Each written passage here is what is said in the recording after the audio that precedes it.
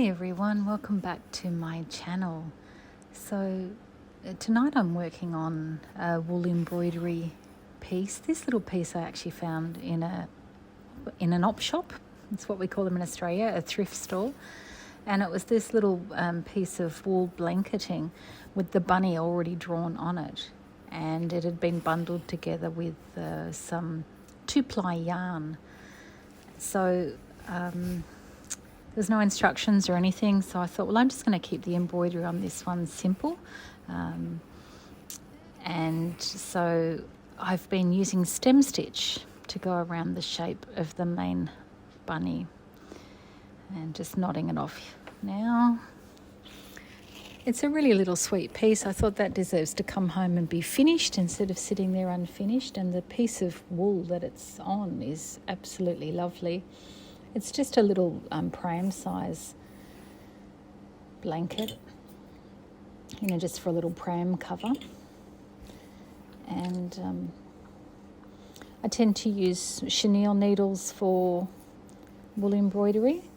Wool embroidery is really nice to work with. It's a really forgiving thread because of the bulk of it, I guess, and sort of, the fibre of it. So if your stitch is not quite as neat, it's not going to show up as much in wool embroidery, I find, as it does if you use a cotton thread. And it's just very soft material to work with, wool, so the needle passes through easily, etc. If you do find your needle's not passing through properly, it's the needle's too small, go a bit bigger. So stem stitch, you go from left to right, and you can see that you sort of go a little bit further forward and come back to where you finished last time. So go a little bit further forward, take a stitch and come back to the hole where I finished last time. Now this is a downward curve that I'm working on at the moment, like a U shape. And so the needle goes in above and the thread's hanging down. See how I keep pulling the thread down? And this helps you keep the nice curve. If you're working in stem stitch and you find that the thread's not sitting as one solid line like it should, then you're probably moving your thread the wrong way. So the needle goes in a little bit further ahead,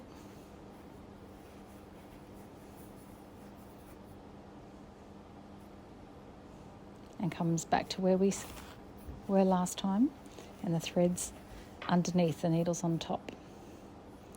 See, I'm using my thumb just to anchor that thread down underneath.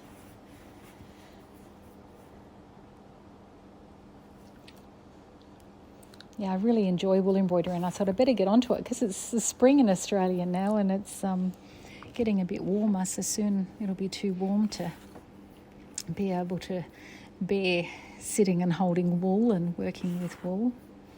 Haven't decided yet what I'm going to do for a backing for this one, just a nice cotton patchwork fabric, I think, for the backing, and just to finish it all off nicely. That'll be another video in the future, I guess, to finish this one off. And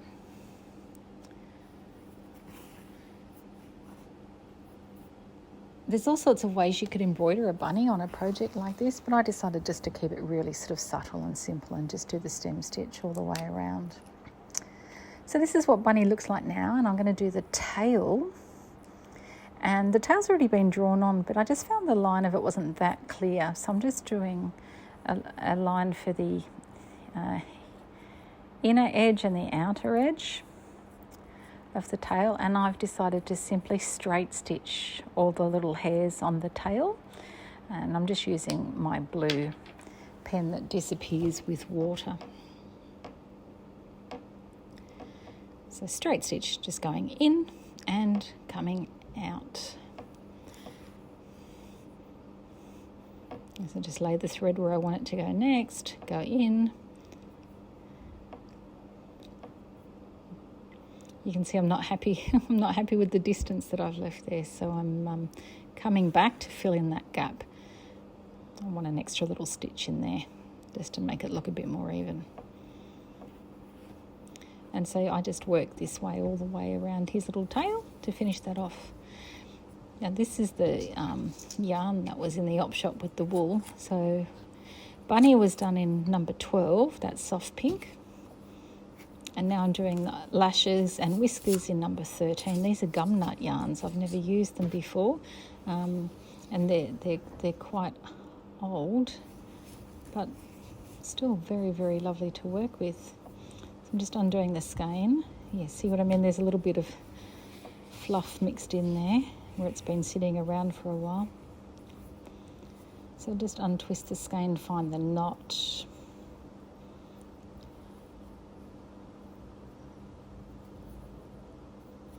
That's not the knot. Keep looking. It's got to be somewhere.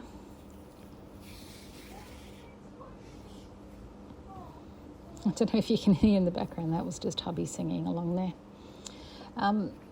Get a free concert as I work. It was all part of the free admission price too. It was wonderful. There's the knots. I'm just cutting it off.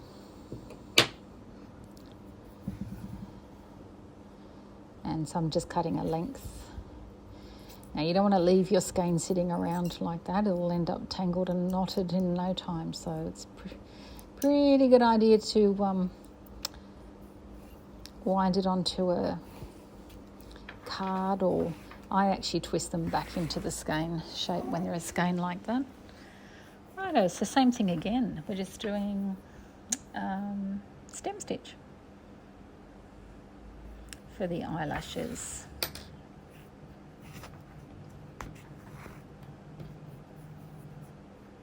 And so when you pull your stitches tight, you want to be careful to pull them tight enough that they're going to sit flat against the background, but that they're not pulled so tight that you pucker the fabric. What are you all working on at the moment? A lot of the projects I've been working on are other people's patterns, and so for copyright, can't show what I'm doing on YouTube. This particular one, as I mentioned, it just came like this, so I've tried my best to try and search and see if there was a designer for it, but I couldn't. So if anyone knows, please let me know so I can give the designer credit. This one here, you can see now I'm doing an outward curve, like it's curving up, like an M shape. And so this time round with my stem stitch, I'm putting the thread above the curve I'm working on so that it will sit in place properly and not fall down. So if your curve is curving up, put your thread up. If your curve is curving down, put your thread down as you're working. I'm not talking about where the needle's going, I'm talking about where the thread that's hanging from your needle. You can see me anchor it with my thumb. I like to tie a knot. I'm a knotter with my embroidery. I just feel more secure if it's knotted, so I tend to do a couple of wraps, and then you'll see me do a couple of back stitches usually as well, pulling that knot really firm to make sure that it's not going to come undone, especially with wool, because wool's a bit springy, and sometimes it can the knot can easily come undone again. That's why I like a few anchoring back stitches as well. Okay, so that's Bunny so far, looking very sweet. All stem stitch, and that tail done in straight stitch. I have no idea what was used to draw Bunny on in the first place. Gee, I hope it comes out when I wash it. Okay, so now it's time to work on the little bundles of flowers. And I'm just using that same pink, and I'm doing lazy daisies. So the lazy daisies are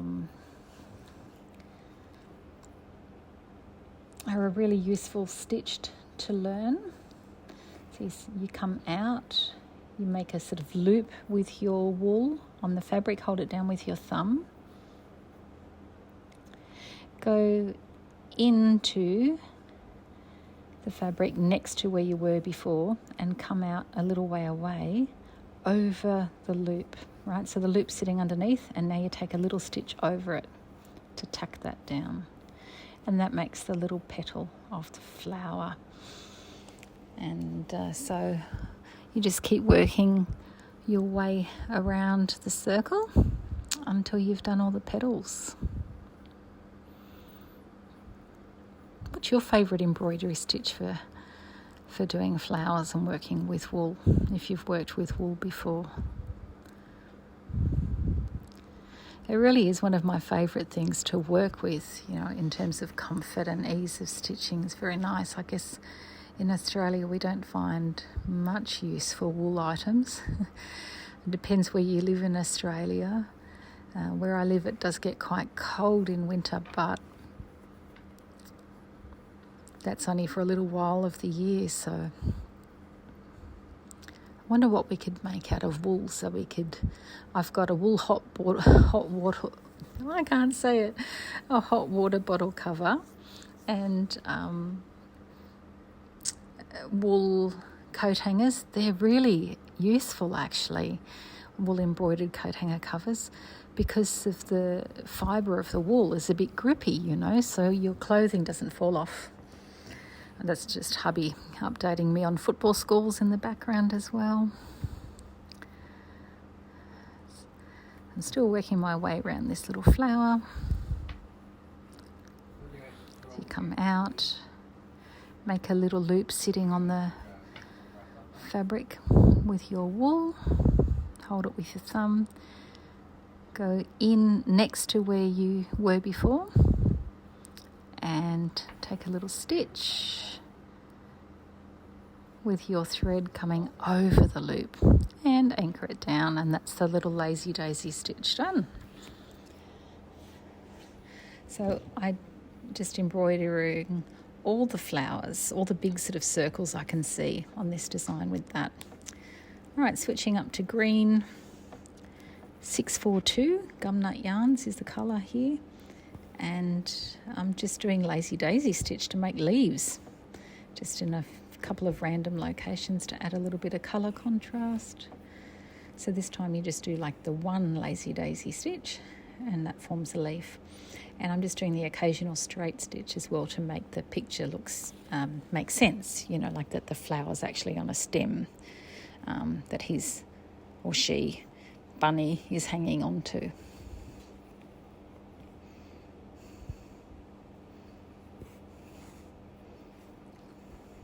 Gee, I love this colour combination. It's so soft and pretty. The sort of soft pinks and that lovely fresh green. It's colours of spring, isn't it?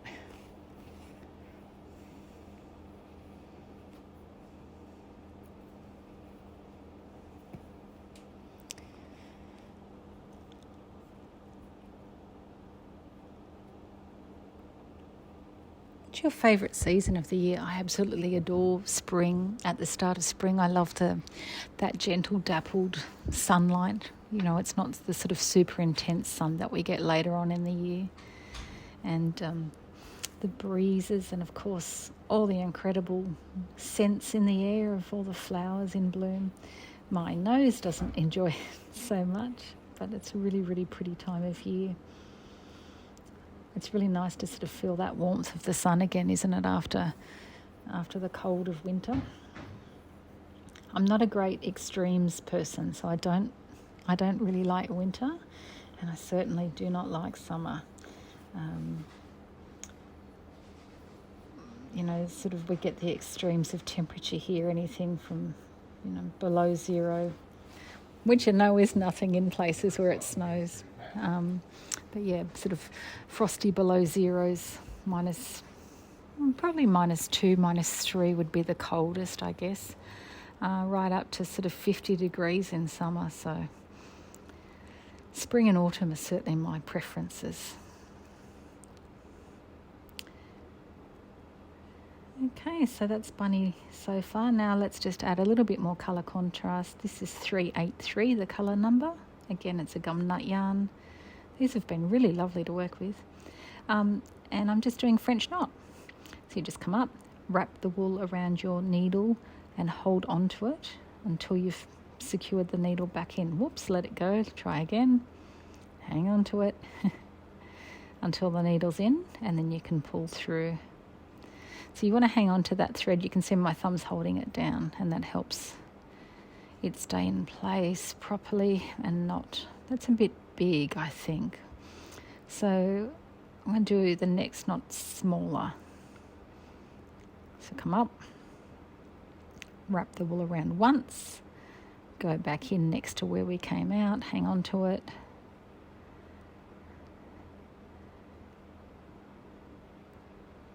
and pull through. So I'm just going to put a little sprinkling of blue dots around the flowers. There we go. All finished. That's what they look like. A little close-up of Bunny's face and the flowers. I know it's been a little bit hard to see at times. It's because I'm stitching at night, and so, the lighting's not great and the camera's trying to compensate for that. Sorry for the blur. And the little flowers around Bunny. So it doesn't take very much stitching at all, just to sort of make something very sweet. So next step will be to wash this to take the fabric marking pens out and to give it a nice little backing. So I'll have to go hunting, I'll have to go shopping. I'll shop the crafty cupboard first to see if there's anything suitable, and if not, then I'll head off to the patchwork shops. Well, thanks so much for watching, everyone, and I'll see you next time.